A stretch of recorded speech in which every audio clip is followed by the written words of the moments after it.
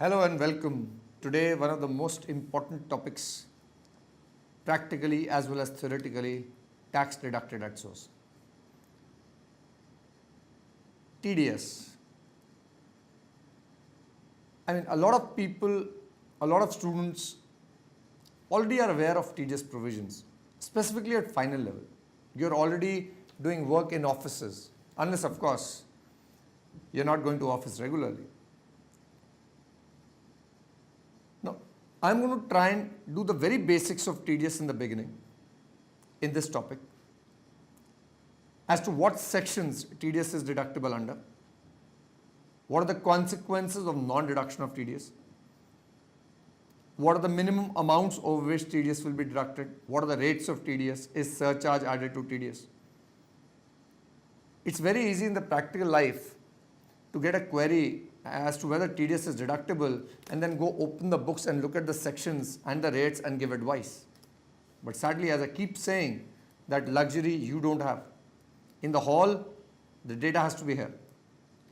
So what we're going to do today in this topic is to summarize the provisions, to try and teach you how to memorize them. And then in the next topics, we will discuss the interpretational issues regarding TDS. But to start with, when do I pay my tax? Well, as a simple rule, I pay my tax when I file my return. That means all throughout the year, I am earning income. I will pay tax at the time of filing the return, self-assessment,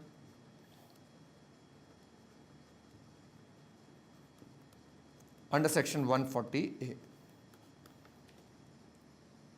That is how it should have been. That is how it would have been had everybody paid the taxes regularly, on time, honestly. But then, as you know, if you earned 20 lakhs here, by the time the year finishes, well, you earned that money, you've either saved it, you've either spent it, you bought assets. Now, April, May, June, July, somebody tells you that you go to the department, file a return, or sit online and file the return, and now you have to pay close to 4,30,000 as tax, plus you will pay a cess of 3% to the government for the income you earned 4 months ago. You honestly ask yourself, will you actually get up and honestly yourself go and pay that tax, knowing very well that the department does not maybe know that you even exist? Because remember, so many people earning income in India, there is no absolute knowledge and database. The department will most probably not even be aware of whether you exist or not. If you have a small shop in one of the interiors of India and you're selling goods which are not on record, you're not issuing a bill, you are evading tax. Be rest assured. You will be levied penalty and interest and go to jail if you're caught. But if you're not caught, well, you're still earning a lot of money. And there is this general tendency, a thought process in our country which says that if we are caught, we will see, we will be able to get away. Now that thought process is not very nice. That is what leads to the stick approach, which is why government came up with the concept of advance tax. By introducing chapter 17C. Now, what was the idea behind advance tax? The idea was you pay your tax in installments, because paying it lump sum might not go down well with you. But the problem with advance tax was the same. You had to get up yourself voluntarily, honestly go and pay your tax. Again, that brings out or is dependent upon the the righteousness of the person who's earning the money. Now both these schemes have been relatively successful, but not so much. Very few of Indians actually pay tax, even today. The base is increasing, but that is only because the government has started catching people. One of the interesting ideas was chapter 17b, TDS. They say the payee or the person who earns income is not going to be paying the taxes. So might as well get the guy who's making a payment to him to deduct the tax and deposit it with us. So like you have the employer paying money to the employee. So we say, we have an employer who's going to pay 20 lakhs as salary to the employee. It is the income of the employee, that is sure. But the employer will be required to deduct TDS. That means whatever tax he is going to be liable for during the year will have to be deducted from the salary paid. Which means if we talked about 4,30,000, then only 15,70,000 will be paid to the employee. That means they are not trusting the people of the country, and might not be entirely wrong in doing that. That you will not have that money in your pocket. I have already received it from the guy who's making the payment to you. He will not be emotionally involved with that tax because he as it is has to pay you 20 lakhs. So that means he might as well pay me 425, me being the government, and pay you 1575. Now you're receiving only 1575. You don't have to actually go and deposit the tax, so you don't feel as bad. But what if the employee goes to the employer and they enter into a contract? And the employee tells the employer, why are you deducting tax? Why are you coming in between me and the government? You please give me that money. I give you an undertaking saying that I am responsible for depositing my tax on time. You are not responsible. You please pay me the entire 20 lakhs. I will go and pay my advance tax. If we allow this, then every payee will tell the payer that you please don't deduct. I am giving you the undertaking. And then he does not go and deposit. Again, the government does not get the money. So we now have rules as to who will deduct TDS, how TDS will be deducted. What if the payer does not deduct TDS? The interest will be levied on the payer. The penalty will be levied on the payer. He will go to jail. Prosecution can be enforced on the payer for non-deduction of TDS. And if that was not enough, we've done Section 25, 40A, Section 59, wherein non-deduction of TDS could lead to disallowance of the expenditure, which means that payment becomes taxable in your hands. Now, all these are methods to dissuade the payer to get into or to listen to the payee and not deduct TDS. He has to deduct TDS. So we have few people involved here. We have a person making the payment. We have a person receiving the payment. Now, is TDS deductible on income? Or is it deductible on payment? For example, a businessman gives money to the CA. The CA is a professional. Now, the payment made is 5 lakh rupees. Let's say this is made on 1/10/15. Now, on this payment, the businessman is to deduct TDS at 10%, 194J. We will do them in just a while. This is during the year. By 31st of March, the CA will now compute his total income and file the returns, assuming 31st July 2016. While computing income, he will now apply the provisions of Section 28. He will say receipts are 5 lakhs. He will then claim expenditure.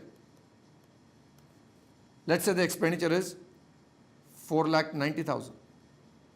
Genuine, huh? 32, 37. Therefore, income is 10,000. When he sees his total income, it comes to 10,000. There is no tax because it is below the minimum exemption slab, and I am assuming this is a proprietary concern. Now, is the payer required to estimate all of this? How can we ask the payer to look at the expenditure of each pay? He is not only going to make payment to one pay, he might be making hundreds of payments a day. So, rule number one, TDS is not deducted on income, but it is deducted on payment. But under section 192, salary, TDS is deducted on income, and not total income, but salary income as computed under section 192. Now, before we start looking at the concept, let's first look at what sections are covered. Now, this is a chart which I would want you to probably remember and memorize by heart. We will try and fill this up. Is TDS a general concept? Is TDS deductible on all payments? For example, there is a shop that is making a sale of shoes. It has made a sale of 50 lakhs during the year. When it gets payment, is TDS going to be deducted on that payment? The answer is, we don't know. Let's have a look at what section or chapter 17B says. All sections here prescribe a particular payment on which TDS is deductible. Now I'm going to concentrate on the ones which are the main ones. There are more, yes, but we are going to look at the important sections here. Section 192 talks about TDS on salary. Section 193 talks about TDS on interest on securities, debentures, bonds. 194 talks about TDS on dividend. 194A talks about TDS on interest other than on securities. 194B talks about lottery, etc. 194BB talks about winnings from horse races. No other race, only horse race.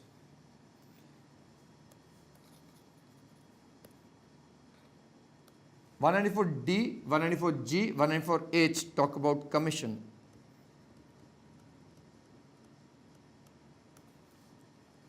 D is insurance agent's commission. G is lottery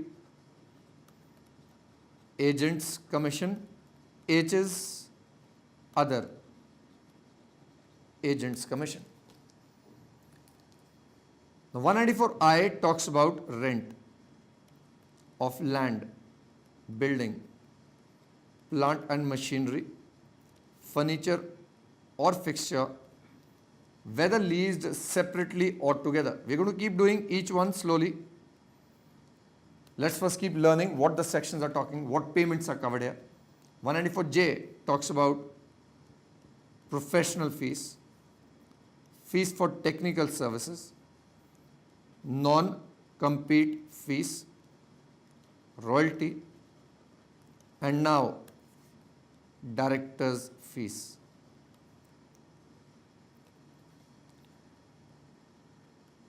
194C talks about works contract. Then we have 194LA and 194IA, both concerned with immovable property other than agricultural land.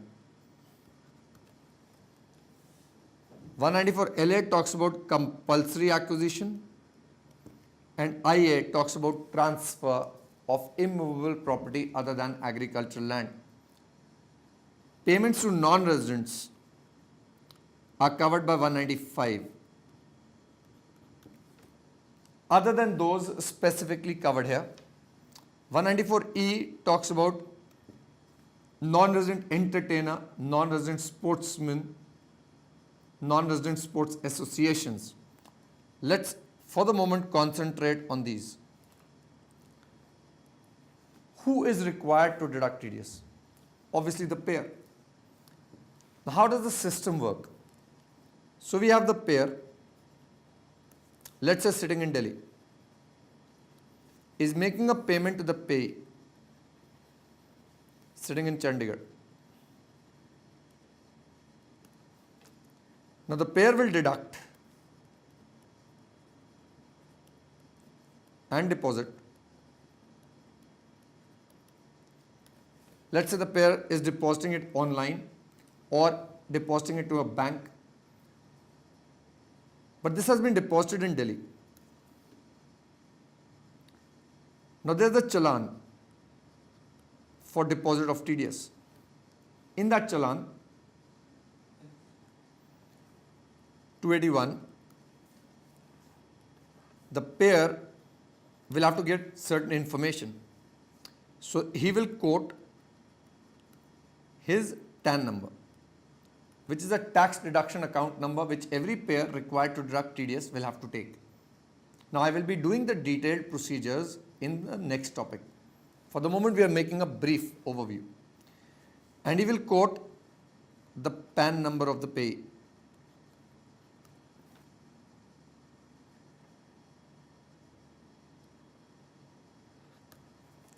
Then the payer will also file quarterly statements. You can also call them returns of TDS. Now these will be filed again online. Now we know all database central is in CPC Bengaluru. Now this data has reached there. Whenever the payee files the return of income, that goes here as well. At that particular point of time, the PAN number of the payee will help us search on the PAN number to determine how much of TDS has been deducted. We all know that a statement in form 26AS is generated by the end of the year, which the payee can go and check as to how much TDS has been deducted and deposited by as many number of payers who are making the payment to him. Now that statement or certificate gives the assurance to the payee or tells him how much tax has been deducted, which he can claim as a credit when he files the return. The payer is required to issue a TDS certificate to the payee as well. But as I said, we have the online model now, 26AS, we have the TDS certificate available there. So like I was saying, we will be doing the detailed provisions of filing statements, of your issuance of TDS certificates, of penalties, of interest, of calculations, but that will be a separate topic. What we are understanding here is that this guy has a lot of procedural compliances.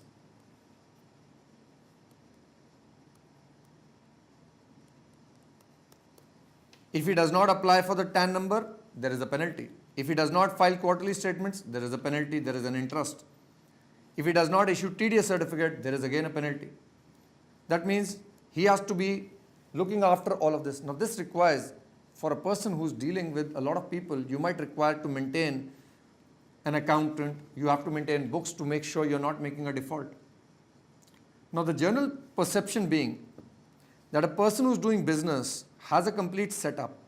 When I say business, there is the profession as well. But if you look around you, salaried employees, people who have income from house property, people who have agricultural income. Now these are the people the government does not want to trouble with. So what they're saying is that the payer must deduct TDS, but if the payer is an individual or HUF, then the liability to deduct TDS will only come if they are covered by 44AB. That means if they are required to deduct or are required to get a tax audit done. The reasoning being again, now if a salaried employee takes a loan and is making a payment of interest, is that payment covered by TDS here? Yes, 194A. So the salaried employee is required to deduct TDS if we look at only the section. But section 194A also says that an individual or HUF will only be required to deduct TDS if they are covered by 44AB. And we know a salaried employee can never be covered by 44AB because that is only dependent upon turnover of business. So if the turnover is more than 1 crore or if the professional receipts are more than 25 lakhs, only then are they required to get a tax audit done. So therefore, only a person doing business and profession. So let's look at the general rule. We say for all sections. And children, sometimes I will have to make you memorize by giving a simple rule. And which is what I'm trying to do. So you please understand what I'm saying. In all sections, every person is required to deduct TDS, company, firm, LLP, AOP, BOI, local authority, even the government making the payment, except we say individuals or HUF. We are looking at the word payer here. Now, these guys, whether they are covered by 44AB or not, they are required to deduct TDS in both cases.